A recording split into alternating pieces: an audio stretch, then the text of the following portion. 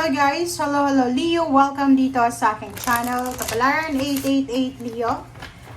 Alamin natin Leo kung ano yung message sa'yo ng baraha.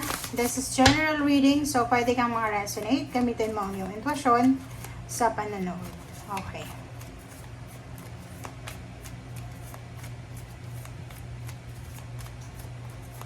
Okay Leo. Good luck, good fortune. First card natin, Leo, is willpower. This is your energy, willpower. So, this month of April and May, you are blessed, you are fortunate sa pagkakaroon ng willpower. Sobrang confidence, sobrang strength, sobrang determination and motivation yung mararamdaman mo ngayong buwan ng April and May. Okay.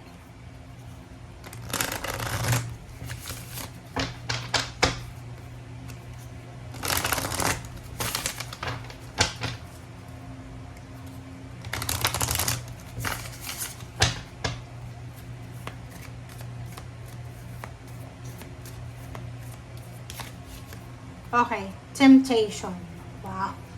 Okay, so dito sa temptation card na number 15, 6, sinasabi sa'yo dito, Leo ng baraha na this month of April and May, sobra-sobra yung organization mo sa mga plano mo sa buhay. Nakikita natin na this month of April, starting this April, sobra-sobra kang motivated. Yung motivation mo is hindi mo alam kung saan ang gagaling, 'di ba? Yung parang if may job ka, sobrang napakasipag mo. Kung may business ka naman, napakagaling mong mag-manage ng business, parang ganon. Or parang yung iba, yung pala absent, hindi na uma-absent, 'di ba? Yung sobrang powerful, yung parang empowered ka, 'di ba?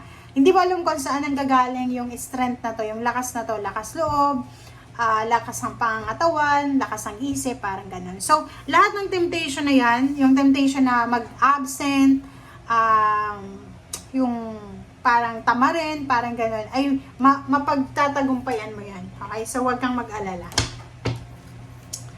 Okay, Leo.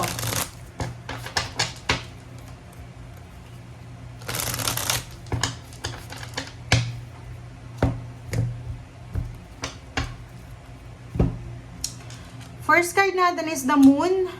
Second card is two of wands. So, nakikita ko sa'yo dito, Leo, na yung iba, like for example, maybe 1 year ago, how many years? 2 years, 3 years, 3 years ago, eto yung pakiramdam mo, 'di ba? Yung parang medyo takot ka. Parang natatakot ka sa kung ano yung future, natatakot ka kung ano yung mangyayari. So, dito sinasabi na, nandito yung willpower. So, sinasabi na, this starting April, nakikita ko sa'yo dito na sobrang lakas loob. Wala na ito nadamon. Sinasabi ng barahan na ngayon, yung takot mo dati na mamili yung choices, diba? Yung parang dati wala kang interest sa mga choices and option na yan. Kung ano lang yung naandyan, yun na yun. Pero ngayon, nakikita ko sa'yo dito na you are super brave, super courageous na gawin kung ano yung mga dapat gawin sa buhay. Nakikita ko sa'yo dito, maraming choices naman, 'di ba? Like yung mga matagal nang unemployed na Leo, bibigyan ka ng pagkakataon ng universe na makapag-explore, makapagtrabaho, international or local, or bibigyan kanya ng opportunities or possibilities na makapamili talaga. And good energy naman yung energy mo sa ngayon kasi sobra kang courageous, okay? And yung Magician and then 3 of Cups, sinasabi ng baraha sa'yo dito, Leo, na magical tong buwan na to Yung April na buwan sa'yo is parang magical siya. Maraming rason, simula ngayong Abril na to, maraming rason, Leo, para mag-celebrate ka.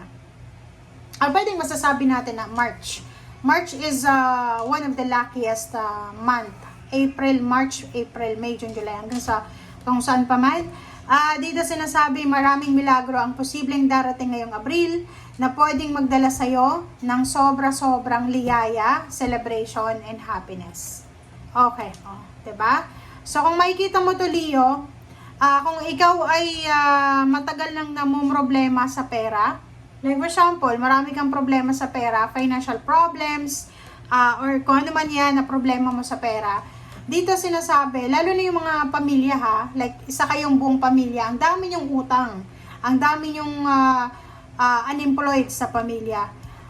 Etong scarcity na to, etong financial problems na to na problema, ay posibleng mawala na to.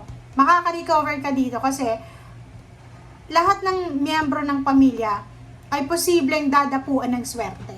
'Di ba? Lahat ng miyembro. So, i-anticipate mo yan.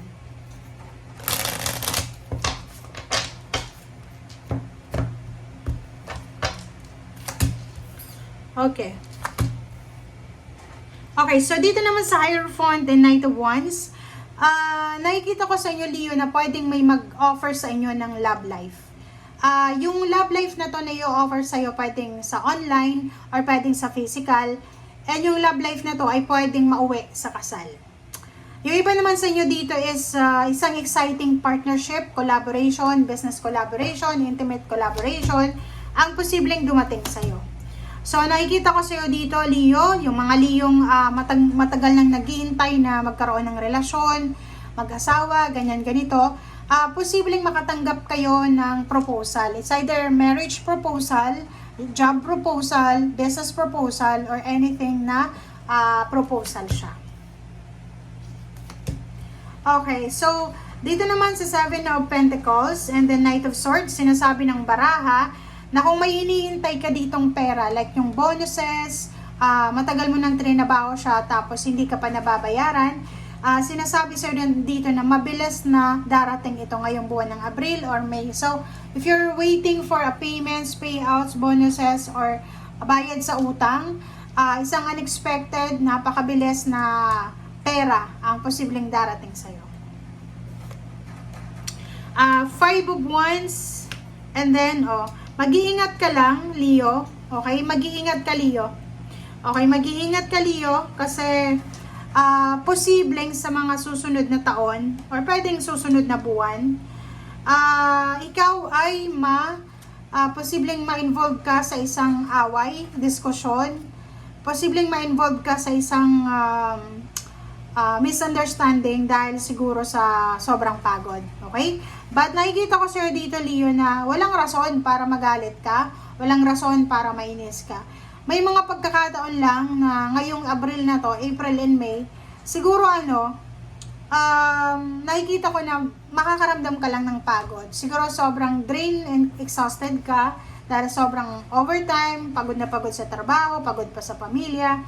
So, pwedeng mag-asawa, pwedeng mag-away, mag-ama, mag-ina, parang ganun, magkapatid. But, dito sinasabi ng barahan na to, okay, na sa usaping pera, wala naman dapat kayong pag-awayan. Diba? Wala naman dapat na pag-awayan sa pera. Kasi manageable naman eh. Diba? Manageable naman yung pera. Yung iba naman sa inyo dito, etong Five of Wands na to is all about competition. In the near future, nakikita natin yung sobrang workaholic na Leo. Diba? Yung sobra siyang nagtatrabaho sa umaga, sa gabi, sa weekend. And nakikita ko yung rason kung bakit siya hardworking, kung bakit siya overworking, kasi gusto niyang makapag-ipon ng pera. Okay? So comment down below if you resonated. Maraming salamat sa panonood. Bye!